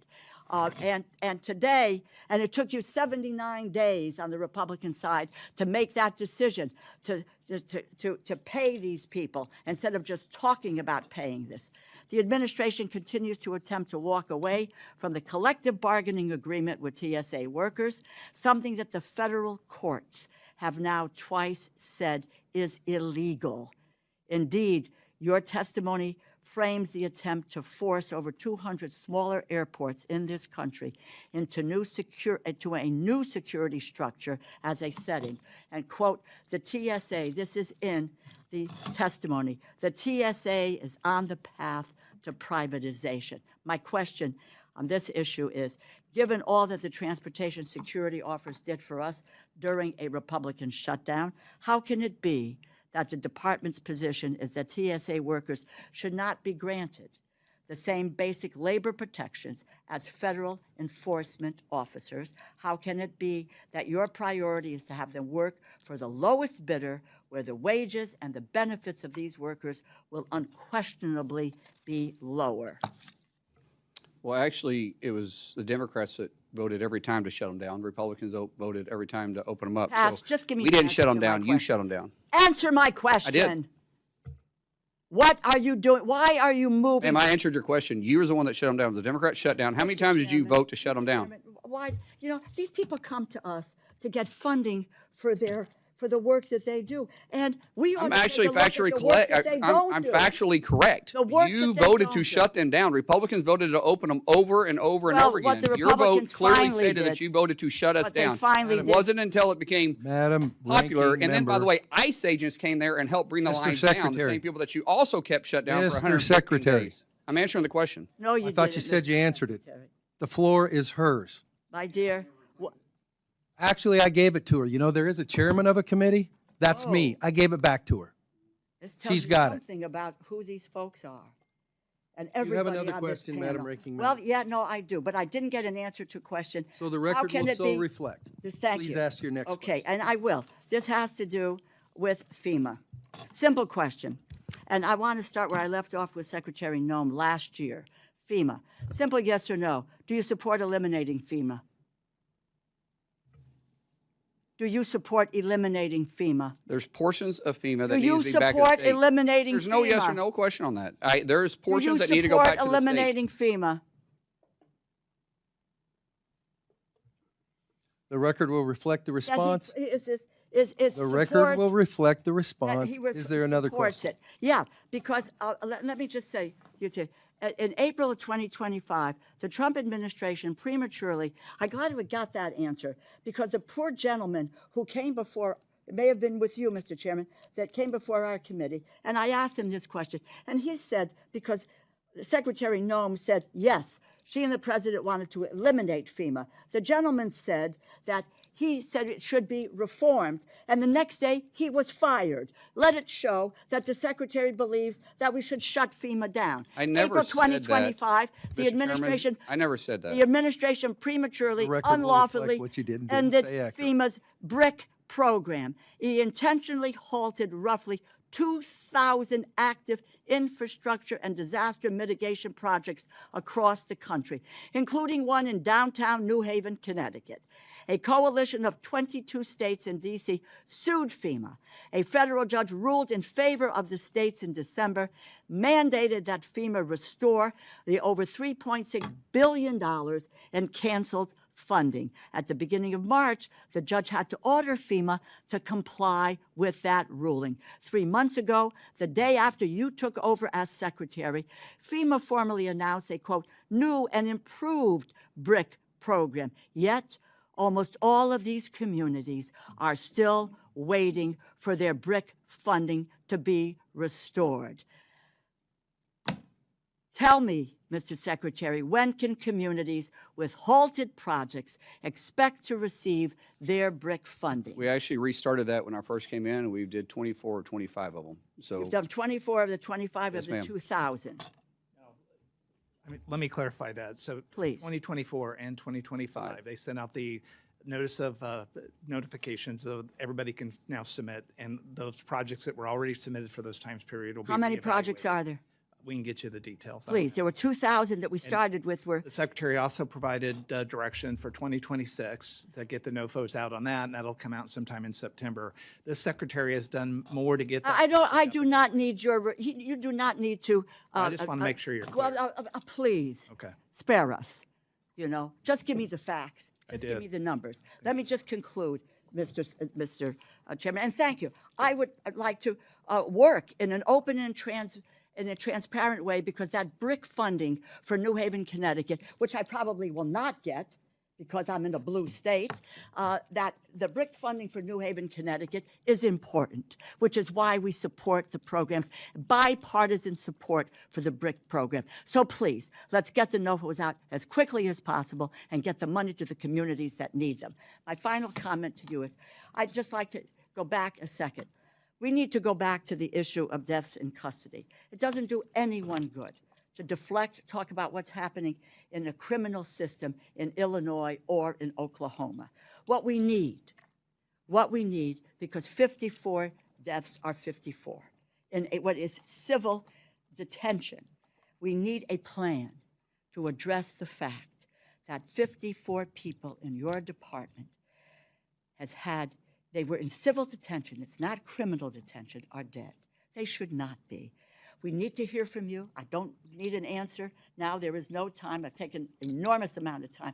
Get us a policy, a plan, in a timely fashion that says how are we going to deal with these issues. I yield back, and I thank you, Mr. Thank you to the ranking member, the gentlelady from Iowa. The floor is yours for 8 minutes. Thank you, Mr. Chairman. Mr. Secretary, it's nice to see you. Thank you so much for coming to testify today and for always taking my phone call. You know, as I've had questions dealing with many of the challenges faced with your shutdown from back home, that I continued again to support keeping you guys open so you could operate. You are always willing to take my phone call, so I thank you for that and for your openness with me as we were working through that. I also, as a fellow parent to teenage boys, appreciate your passion around kids. Can I, Yes. Yes, just sir. someone said appreciate you taking the phone call. I take everybody's phone call. There isn't a Republican or a Democrat that hasn't called me that I haven't called back. Yeah. Not one.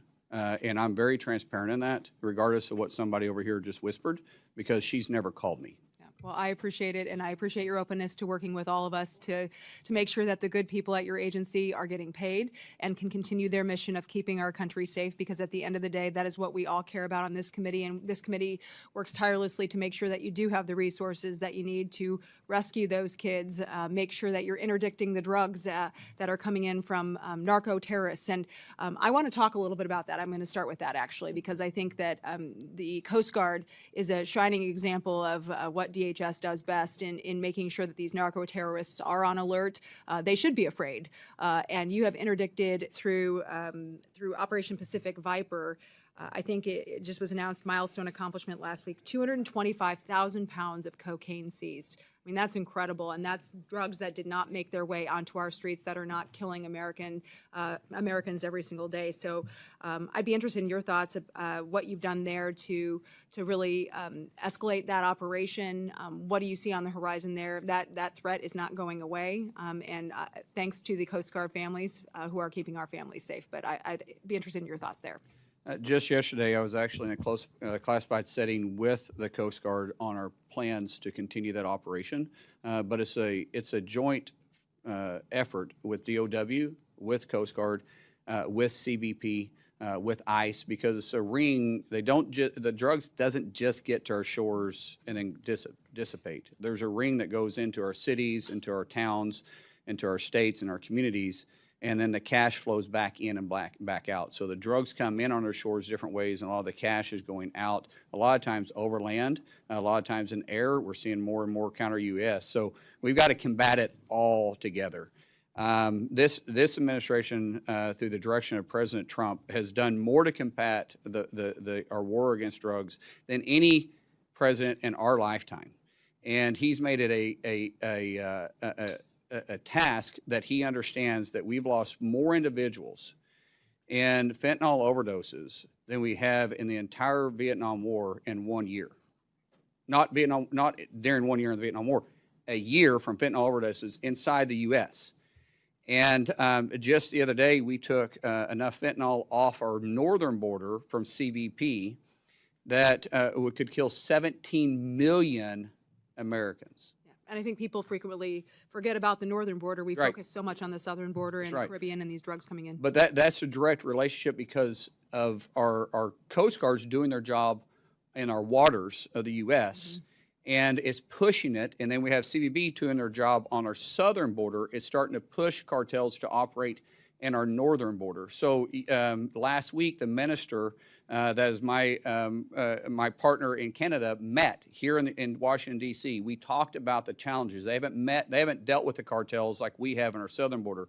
They're anxiously working with us and wanting to know our lessons that we've learned, because they don't want it to get a foothold in their country.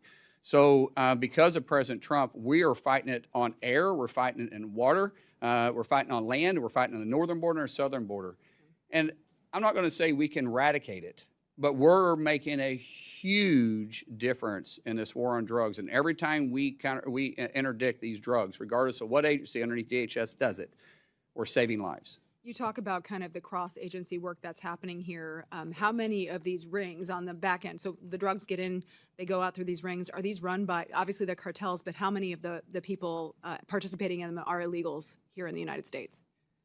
Well, the biggest majority of them, the percentage of them would be hard to say, but the biggest majority of them are illegals that are here. Now, there's usually, when it comes to the money laundering of it, that's more of a white-collar crime. More of those individuals are citizens inside the United States. But when you start talking about the trafficking, you start talking about the drug houses, the stash houses, the cash flow, the weapons flow. Overwhelmingly, the majority of those are illegals. The criminal enterprise run And, by- and most time they're forced to do it. Right. It's not that they're working off a debt for the cartels. Right. And you talk about the atrocities happening to those kids too. Yes. Many of them are victims of that human trafficking. And run by elderlies. those same organizations, Yes, obviously. and elderlies are being probably exploited now more than we've ever seen it, because naturally law enforcement isn't alarmed when they see an elderly gentleman or elderly woman that is driving. A lot of times they're forced to try paying the debt off of their kids. Okay, that's, well, very concerning, and obviously we need to do whatever we can to stamp that out. You mentioned fentanyl, and I want to go now to one of the biggest sources of fentanyl, which is obviously the CCP in China. They're funneling it in through Mexico. I'm trying to get it in through all of these methods. We know they're not going to ever try to stop undermining our domestic and our international security, and spending billions of dollars on research and development intertwined directly with their military, billions more trying to ship those products into the United States and dominate supply chains. Can you talk a little bit about what the department has seen as it relates to Chinese manufactured and owned equipment, especially maybe any inventory that might already have been bought by DHS? What precautionary measures you're taking to ensure that our agencies are protected on the cybersecurity front, data privacy, other threats that you may be having to? Well, the data centers that we're pushing, we know China is working every single day, and they're even working harder to try getting into our systems. They've made that part of their future plans. They feel like that's important for them. That's where the private-public partnership is vitally important. That's where CISA is going to play a major role, because we can't expect Meta or Google to do it on their own. They're fighting they're fighting an army, truly an army, from CBP or from North Korea, or militias from Russia, or Iran from the IRGC.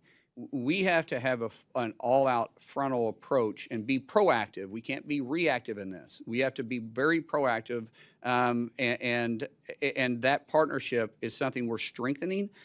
But we also got to respect privacy too. There's a lot of privacy concerns when the government starts looking into cyber because of the sensitive material that is there. It's a fine line we're trying to work through. It's difficult. We're going to have to come to Congress for help on that, because we're going to need clarification, I believe, with the new technology that's coming out and the new way that they're entering into our systems, that we're going to need new clarity on how far CISA can go. We'll certainly look forward to working with you and the agencies, relevant agencies on that. Want to talk a little bit to wrap up my time on CBP. Obviously, their role is not just keeping our borders safe, but it's also making sure we're interdicting bad things coming into our country, including counterfeit products and things that are going around our trade laws as well. I have a piece of legislation, the Protecting American Industry and Labor from International Trade Crimes Act. We call it PALE. Just passed through judiciary unanimously just a few weeks ago, and this would help make sure there are additional resources to DOJ and CBP to make sure that they can actually hold these bad actors accountable. So I'd just be curious, like what role CBP can continue to have in making sure we're eradicating transnational shipment and some of these other malign practices used by the CCP and other actors as well to try to undermine American jobs. First of all, the best thing you guys did was give us continuous funding for 3 years, because we can really set out missions and force ourselves to look at technology today, not just what we can spend in a physical year. So it really does help tremendously. The biggest thing that you guys can do is continue to work with us on updating the policy on what it is that you're wanting us to look at. Meaning that if we're seeing a ring coming around, sometimes because we have trade agreements with these individuals, and they're, as you know, they have stuff that we're sanctioning from one country. They break it down into small parts, and then they assemble it in a different country. And when they assemble it and then it comes in, we need to be able to go back farther in that. And there's only so far CBP can do, because we can only enforce it when it hits our shores, not when it's outside. So there's some areas that Congress can really help us on saying that the percentage of it or all of it has to be built, has to be manufactured, not just assembled in those countries. That would be very helpful to us. Thank you, Mr. Secretary, for coming today. Mr. Chairman, I yield back. To the gentleman from Washington State who was here from the beginning, the floor is yours for 8 minutes. Thank you for your generosity, Mr. Chairman. Secretary Mullin, good to see you. Let me just follow up with what Ms. Hinson was saying. You do return even my calls and my texts. Sometimes it's late in the night, but I appreciate the response. I really do. I wanted to start by acknowledging some of the incredible work and, can I say, commitment by ICE to crack down and deport convicted illegal criminals. We had a case last month at ICE Seattle arrested a man that had a lengthy criminal history, including 2 felony convictions of raping a child, and it was awaiting deportation. And I just wanted to bring that up and say thank you. That's the efforts that are keeping our communities safe. First thing I want to talk about is the visa and H-2A petitions. At the end of April 2026, USCIS reported a net backlog of all USCIS cases at 7.23 million cases, an increase of nearly 70% from the beginning of the administration before your time, with the expectation that additional vetting requirements may even further strain those processing times. Could you describe how DHS is allocating personnel and resources to address this backlog and ensure timely adjudication of applications? Yeah, unfortunately, we're having to go back through and re-vet a lot of people that was given asylum or given visas underneath the previous administration because they didn't do any checks. So we're building systems in right now to be able to do that through an automated system. We're bringing up the first one in 30 days. That's going to be specifically for the backlog of DACA, which DACA doesn't give you, status in the United States. It just is a term that Congress never ratified, but we put in place, but it still allows you to apply for a work visa, but it doesn't give you status. That we're going to deploy the first one in 30 days, and then we think we'll be able to get caught up in a very fast time. But we're having to build the automated systems because it's just not possible for us to go through one by one. But because we're going through there and taking a deeper look at all this, we've been able to arrest over 1,900 known terrorists that were given status underneath the Biden administration inside the United States. Over 1,900. These aren't suspected terrorists. These aren't terrorist watch lists. These were terrorists that was just issued because there wasn't any really checks and balances put in place. And so it's real work that they're doing. But we are building a system to be faster at it, and the technology that we have, the private-public partnership we've been talking about a lot, is helping us get there. Good, good. So on a related note, I appreciate the agency's follow-up to a question that I actually submitted, if you remember, Mr. Chairman, when Director Edlow testified regarding the adjudication and processing time specifically for H-2A petitions. The response indicated that there was no backlog for H-2A petitions, which, thank you, it's a welcome update. However, it's a 15-day turnaround. Once it gets cleared, it's 15 days. Well, what I was going to ask, the response also indicated that the processing times in 2026 so far are notably longer compared to previous years. So just looking for your commitment that you'll continue to support the agency's efforts to expedite these petitions. As you know, timing is critical for agriculture. And will your budget ensure that sufficient resources are dedicated in order to carry out those responsibilities? So I had a briefing on this 2 days ago. Yeah. And our turnaround on those visas are 2 days or 15 days, especially if they're known. A lot of these agriculture workers are known. They come back and forth. We see them every time. We can repeat them. And the largest percentage of those are. We're also looking at the dairy issue. Right. Thank you for that. And because it's not seasonal. So we think we got a path forward to fix that issue finally. We've asked Congress for clarification, but anytime you ask Congress for, I'm not beating up on you guys. I sat there too. So I'm just saying anytime we ask Congress for anything to try to do with immigration, it gets just politicized. So, but we think underneath statute, there's a way for us to move this and make it work. We're still going through it. We're still getting legal opinion on it. We don't want to do anything but I don't think you guys would really get upset if we did it, but I want to make sure we're legally able to do it. But as of 2 days ago, we're 15 days on turnaround on those. Once they're finally submitted correctly, we have a large percentage of them that are not entered correctly. And what I've asked CIS to do, USCIS, is to say, why can't we move this to a system that you can't submit the paperwork until it is filled out correctly. You know, if you do DocuSign or you do any of this stuff online, what you've got to go and accept, they won't let you move forward. The technology is there. We just have to adapt it and adapt it in a way to be able to make it interface friendly with the public, with the general public, to be able to make it more efficient. So we're doing a test program on this. We're actually trying to build an app. This is new this week. I briefed the president about it this week, and the president loved the idea. We're also, because some of these visas that we work with, these programs go through Commerce. Howard Lutnick and ourselves, our teams are working together to try. I don't know how long it'll take. It'll take a little bit to build it.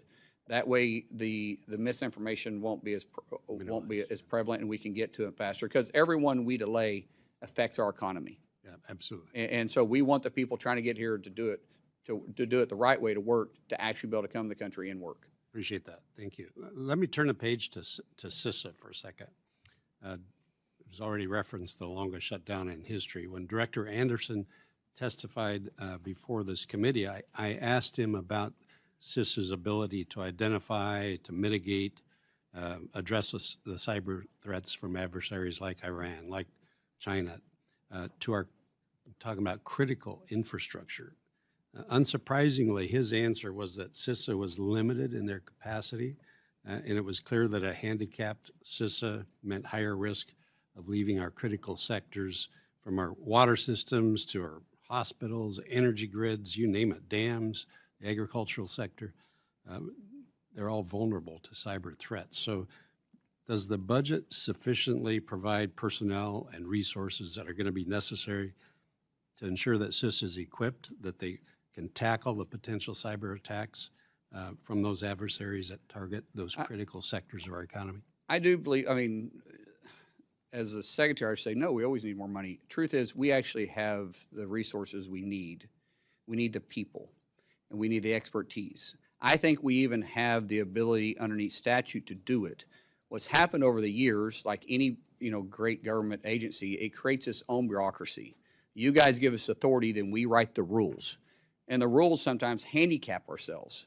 So we're going back and looking at is what was the actual intent of Congress, and then how many layers of rules have we put on ourselves to say no? Because too often government agencies, it's easy to say no. We're changing that way at DHS. We go to yes. Good. We lean to yes. That's our new policy. We're there to figure out how to make it happen, not to find the easy way out. And some of that is our own rulemaking. So I feel like right now, Congressman, we have the resources financially, and we have the authority, I believe. If that changes, I'll come back to you. But we don't have the personnel. And so we've got to get my director in place that the president's already met with. We got to get him in place, get him down the road, put him in place, let him hire his people, and get it built. Truthfully, once he's in place, it's going to take me probably 12 months to build this back. It may be longer when he gets in there and lets me know, but I believe we can make significant strides in the first 3 months. But to actually be where we need to be, I feel it'll take a full year. Well, let us help you wherever we can there. Yes, thank you. Appreciate you being here. Yep. Thank you, Mr. Chairman. Thank you to the gentleman from Washington. I am now going to claim my 8 minutes for questioning and give 2 minutes of it to the gentleman from Indiana, who was very generous with his 8 minutes in letting the secretary respond to some earlier questions. So the floor is yours for 2 minutes, Mr. Shreve. Thank you, Mr. Chairman, and you have earned your paycheck today. I appreciate your managing and protecting time for all members of this committee. Secretaries, I'm from Indianapolis. That's part of my district. We run some big events, much as we were talking about with the threat of drones, counter UAS on FIFA. We've got the Indy 500. We have the men's Final Four. We had the Pacers playoffs. Secretary Edgar, as a mayor, you realize that these threats to public safety arising from the evolution of drones, which are tools as well in the profession, are extraordinary. And DHS is in the lead at managing this threat and these tools. The fiscal year 27 House mark included dedicated counter-UAS funding. And last year's NDAA authorized trained state and local law enforcement to detect, track, and mitigate, take down threatened drones. We can strengthen our ability to protect major events and critical infrastructure. And let's not lose sight of that, but only if local law enforcement has the training, the tools, and the coordination to work with federal. Mr. Secretary or Secretaries, give us a view into what the department is doing on this end to coordinate training with state and local law enforcement to manage the challenges that are upon us now that drones present. So Congress is going to have to lean on this a little bit. Bringing down a drone for an enthusiast is easy now. We can do it. We do it every day. We do it. And when you got an enthusiast that flies a drone over FIFA, I think we brought down over 60 drones to date. During F1, we brought down 8. During Augusta, we brought down 12. Those are enthusiasts. The issue that we have is the ones that have it on fiber.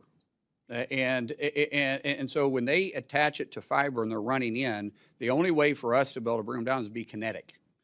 And that is a whole nother area. You got to deal with FAA at that time. You got to deal with the local authorities at that time because there's going to be a possible collateral damage. When people say, well, shoot a laser at it. No, that's fine, but a laser doesn't stop within the horizon to which the FAA will give us. So like, for instance, around FIFA, you have 3,000 vertical and you have 3,000 or 3 miles out.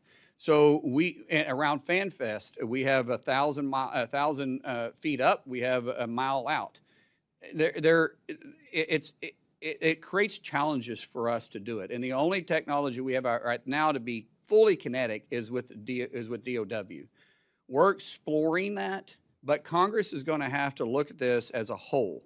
I don't know if you know this or not, which is going to be changed, but there wasn't one single NFL stadium last year during all the games that had counter-UAS on it. That was my wife running through. Everything else was silent, I promise. And technically, I thought I'd be done by now. Yeah, I did too. But I do think Congress needs to take a hard look at this for us because we're going to have authorities beyond just what we currently have because this is a threat that's changing every single day, and I really could sit and use some help. We're meeting with the FBI yesterday. We had a great meeting with Kash Patel. Kash Patel already has a center that is training local law enforcement. And he doesn't have enough space. We have more people asking to get into the school than he has a space to do it. We are looking for ways to partner with him to be able to put DHS funding directly to that. And is it through FEMA grants? Is it through HSI? Is it through ICE? Is it through CBP?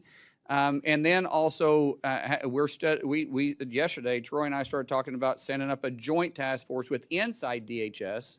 Because we have 22 components, and out of those 22 components, I have 8 that have their own counter-UAS measures.